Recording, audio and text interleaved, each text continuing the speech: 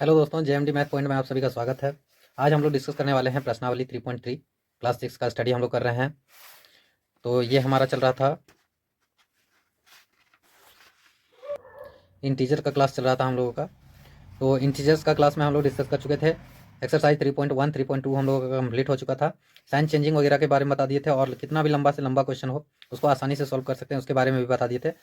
तो यहाँ पर देखिए, बहुत इजी क्वेश्चन दिया हुआ है, इसको आप लोग कर सकते हैं खुद से। थोड़ा सा मैं हिंट दे दूंगा, आप लोग खुद से कर लीजिए। इसी के साथ ये चैप्टर आज हम लोगों का कंप्लीट हो जाएगा, इंटीजर्स वाला चैप्टर। तो ये हमारा लास्ट चैप्टर है इंटीजर का। पहला नंबर में बताया जा रहा है कि इनके मान लिखिए। इसमें से कुछ क्वेश्चन दिया गया, इनका मान लिखना है। तो माइनस माइनस प्लस होता है तो यहाँ प्लस 10 हो जाएगा। माइनस माइनस प्लस होता है तो 1 हो जाएगा। माइनस प्लस माइनस होता है तो माइनस का 13 हो जाएगा।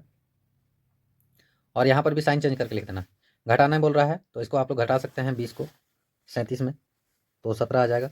यहाँ पर भी आप लोग माइनस माइनस प्लस हो जाएगा, साइन चेंज हो जाएगा, तो दोनों को हम लोग साइन के हिसाब से काम कर लेंगे। माइनस माइनस प्लस हो जाएगा, दोनों को जोड़ देना है। इसी प्रकार से यहाँ पर भी साइन कर चेंज करके, ये सब बहुत इजी क्वेश्चन है। इस प्रकार का कितना बहुत सारा एग्जाम्पल हम लोग लेकर के सॉल्व कर चुके हैं। आप लोग पीछे वाला में जाकर के इसके बारे में हम लोग सॉल्व कर चुके थे।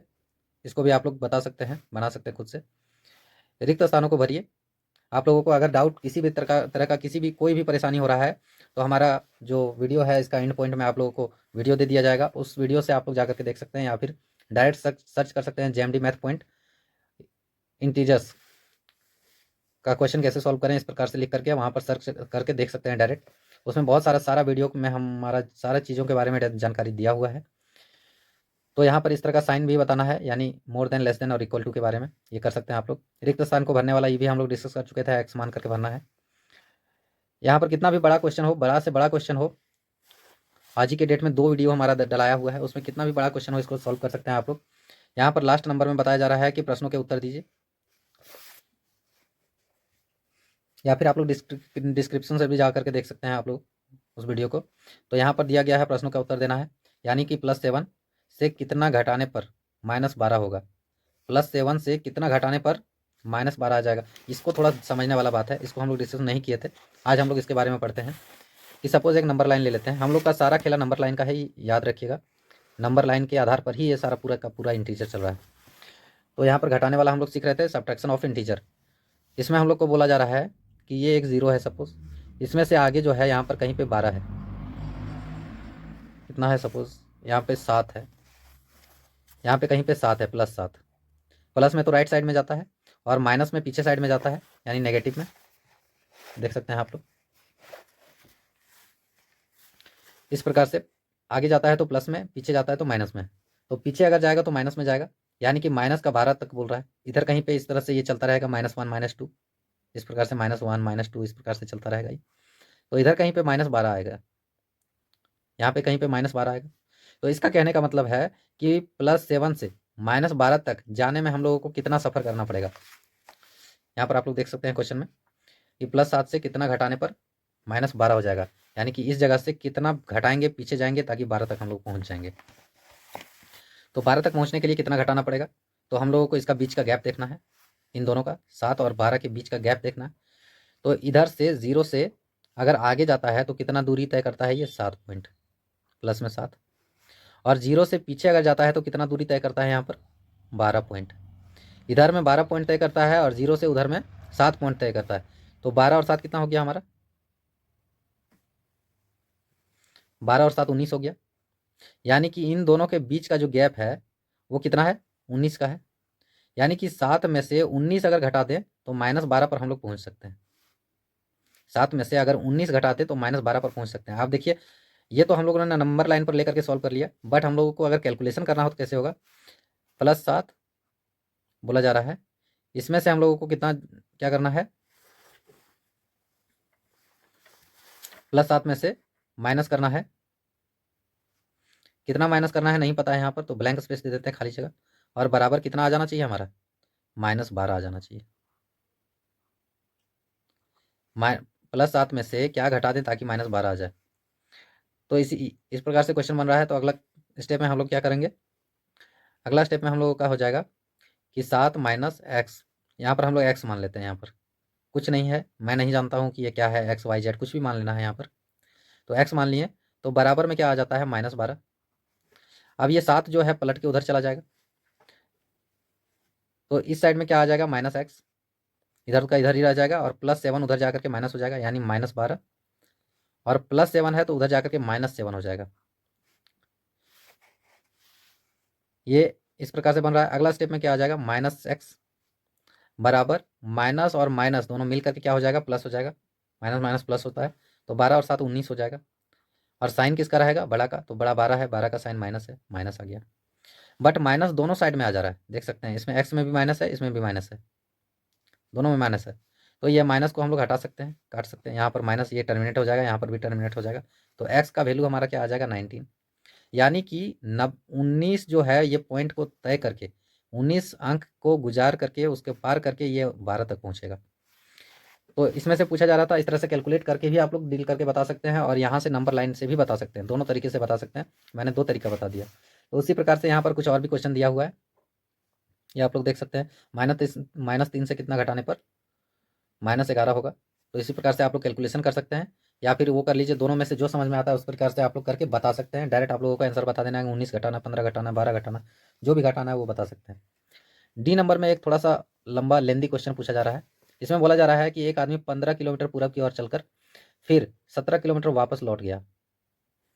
15 किलोमीटर पूरब की दिशा में जाता है और फिर से वापस आ जाता है। कितना, 17 किलोमीटर वापस आ जाता है। अब वह अपने प्रारंभिक स्थान से किस दिशा में और कितना दूर है, इसको हम लोग समझेंगे। ये थोड़ा सा घुमा दिया सिर्फ क्वेश्चन को, क्वेश्चन बहुत आसान है, इसको हम लोग आसान तरीके से ही समझेंगे, नंबर लाइन से ही समझ लेते हैं, ज़्यादा इजी रहेगा। ये नंबर लाइन को हम लोग अप्लाई करते हैं इसमें, इस तरह से भी हम लोग याद कर सकते हैं, बट इस तरह से नहीं करेंगे, चूँकि इसमें से थोड़ा सा समझने में परेशानी होगा। तो हम लोग इसमें नंबर लाइन ले लेते हैं एक, ये इस प्रकार से, ये हम हो गया हमारा ईस्ट साइड, ये हमारा ईस्ट हो गया, यानी पूर्व दिशा। तो कहा जा रहा है कि एक आदमी पूर्व दिशा की ओर गया, इधर से गया, कितना, 15 किलोमीटर पूरब की तरफ गया, 15 किलोमीटर गया, और फिर से ये यहाँ से रिटर्न लौट गया। समझिएगा, ये मैं आंकड़ा बना रहा हूँ सिर्फ समझाने के लिए, इतना बनाने का ज़रूरत नहीं है, ये हम लोग आसानी से कर सकते हैं, बट आप लोगों को बताने के लिए, समझाने के लिए इतना करना पड़ रहा है। तो ये इधर से गया 15 किलोमीटर, किलोमीटर में हम लोग डिनोट कर लेते हैं, और फिर वापस 17 किलोमीटर चला गया।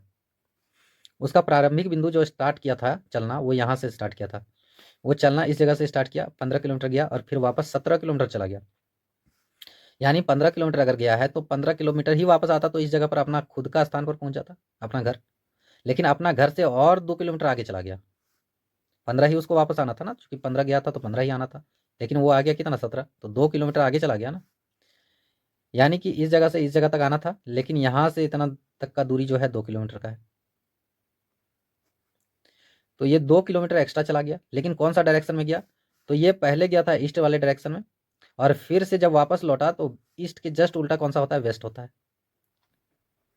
ईस्ट के जस्ट उल्टा वेस्ट होता है, यानी पश्चिम में, पूरब का उल्टा पश्चिम होता है। तो पूरब में वो गया था और पश्चिम में लौट गया, और पश्चिम में और प्रारंभिक बिंदु जहाँ था उसका उल्टा साइड में वो चला गया 2 किलोमीटर दूरी पर, यानी कि हो गया वेस्ट में हो जाएगा कितना, 2 किलोमीटर, इसका आंसर हो जाएगा। तो यहाँ पर बोला जा रहा है कि किस दिशा में और कितना दूरी तय किया, तो पूरब दिशा, पश्चिम दिशा में चला गया, और कितना दूरी, 2 किलोमीटर का दूरी तय किया। तो इस प्रकार से आप लोग बना सकते हैं दोस्तों। इसी के साथ आज का हमारा ये चैप्टर यहीं पर ख़त्म होता है। इरेशनल इंटीजर्स को हम लोग यहाँ पर ख़त्म कर देते हैं।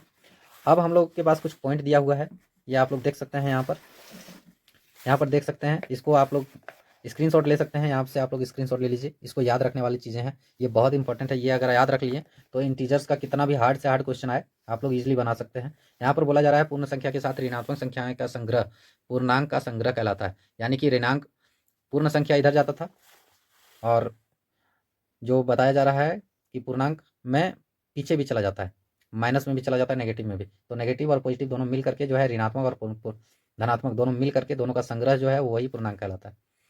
संख्या 1 2 3 4 धनात्मक पूर्णांक है, और ये ऋणात्मक पूर्णांक है, ये हमने बता दिया।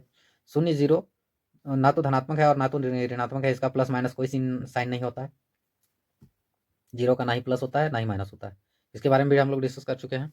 संख्या रेखा पर दाईं ओर पूर्णांक अपने बाईं ओर के पूर्णांक से बड़ा होता है, यानी कि लेफ्ट साइड का जितना भी है इससे बड़ा राइट साइड वाला होता है, राइट साइड वाला बड़ा होता है, लेफ्ट साइड वाला छोटा होता है।